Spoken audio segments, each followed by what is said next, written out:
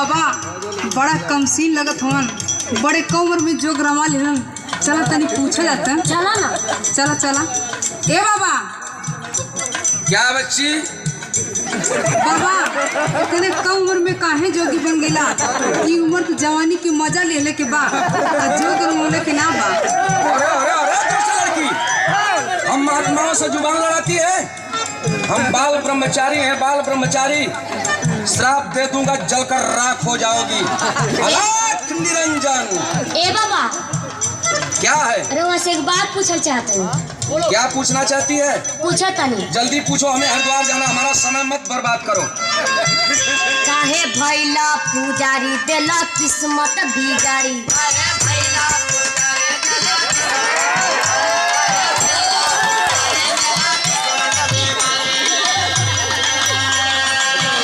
काहे भैला पुजारी देला किस्मत बिगाड़ी? कर हमारा से यारी दुपहरिया में।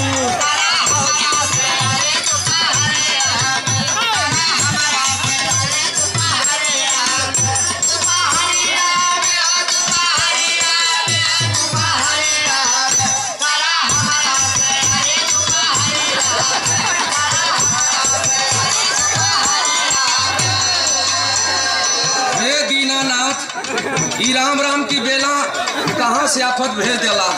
प्रभु अपने भक्त के रक्षा करा। इज्जत बचाला हो, इज्जत बचाइला, ये भोले बाबा इज्जतिया बचाइला।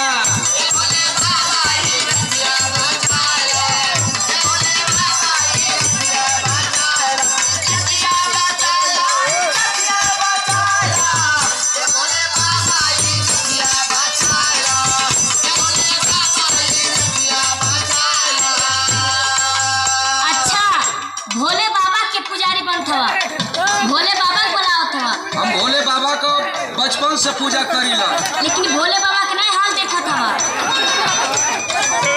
भैला भोले के पुजारी उठे लेके घूमे नारी। ए लड़की हमें गुमराह मत करो।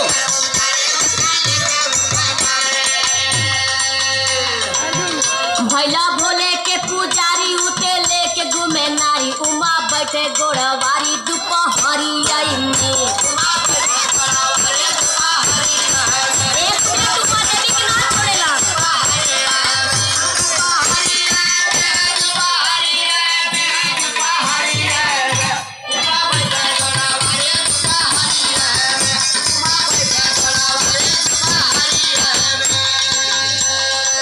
हमारे भगवान भोलेनाथ भी गड़बड़ हैं। हाँ सुनो तो, अब हम भगवान भोलेनाथ की पूजा नहीं करेंगे।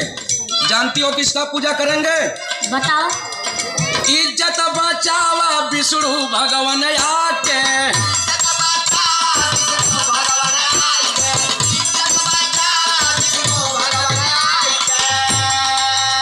अरे पैया परी तुहरे कहीं समझाई के।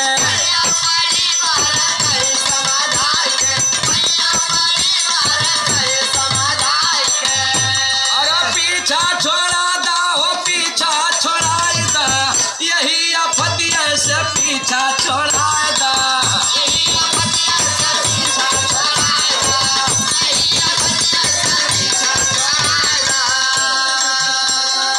अच्छा, विष्णु भगवान के पूजा करत हवा और का?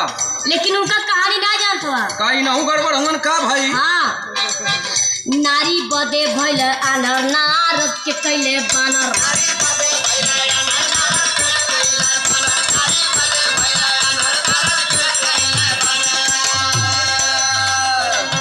नारी बदे भइल आनर, नारद के कैले बानर। गागर प्यार के भरे दुपहरिया में।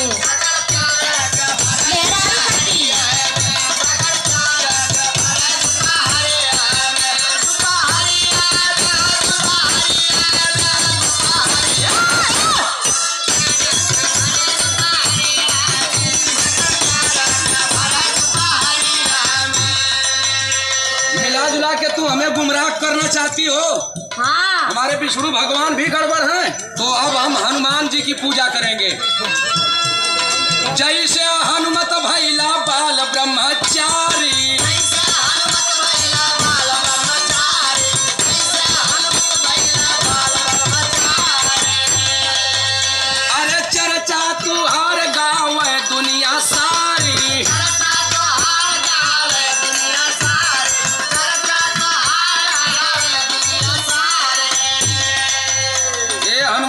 स्वामी तू तो बाल ब्रह्मचारी हुआ, ये भक्त के कष्ट जान सकेला।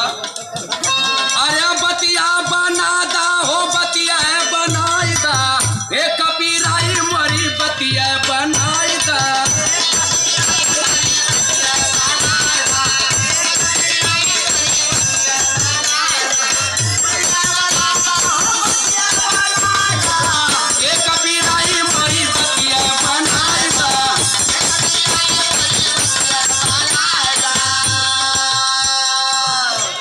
अच्छा, हनुमान जी के बारे में पूछा था। और का हनुमान बाल ब्रह्मचारी हुआ ये नहीं जानता था का? जब श्री राम जी ससुरारी अपने गैलन, अच्छा, साथ में हनुमान जी गैलन। सीता जी के सखिया सहेली जब श्री राम जी से मजाक करे लगली, हनुमान जी सोचल करे बाप रे बाप, हमरो शादी भइल है तो मौसी के से मजाक। दशरथ, भगवान राम दशरथ कुशवाहा अपने भक्त के दिल के बात जब जलन का भेंट करी हमसे। दशरथ कुशवाहा ये भाई बताओ तनी। लेला कलयुग दशरथ में बाबू जहाँ कहीं पर ही हो, भइला लोरी तत्काल का सिंगार में कष्ट पाए। दशरथ बाबू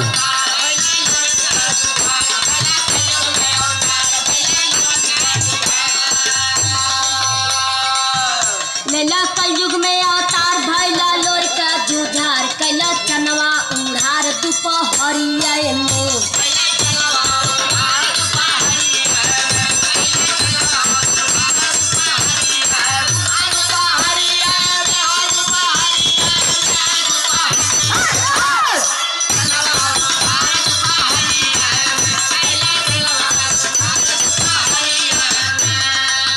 अच्छा, तो हनुमानो जी गड़बड़ हुवन, हाँ, भगवान भी गड़बड़ हुवन।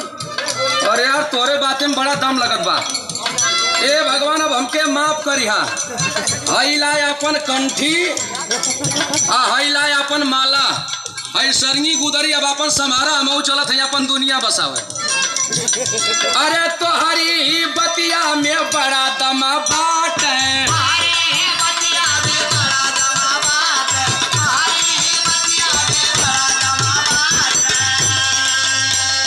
तोड़ देवे कंठी ना कौन गम बाट है। जब भगवान लोग बैगन हुआ तो भक्त क्या करी? अरे गरमा लगा ली हो, गरमा लगा ली, अब हमारी रानी तू है गरवे लगा ली।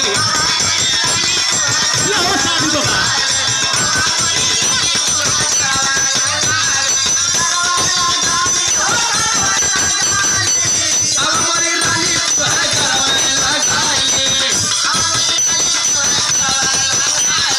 अब हमारी रानी तू है गरवे लगा ली। बहुत खुश। इस शादी में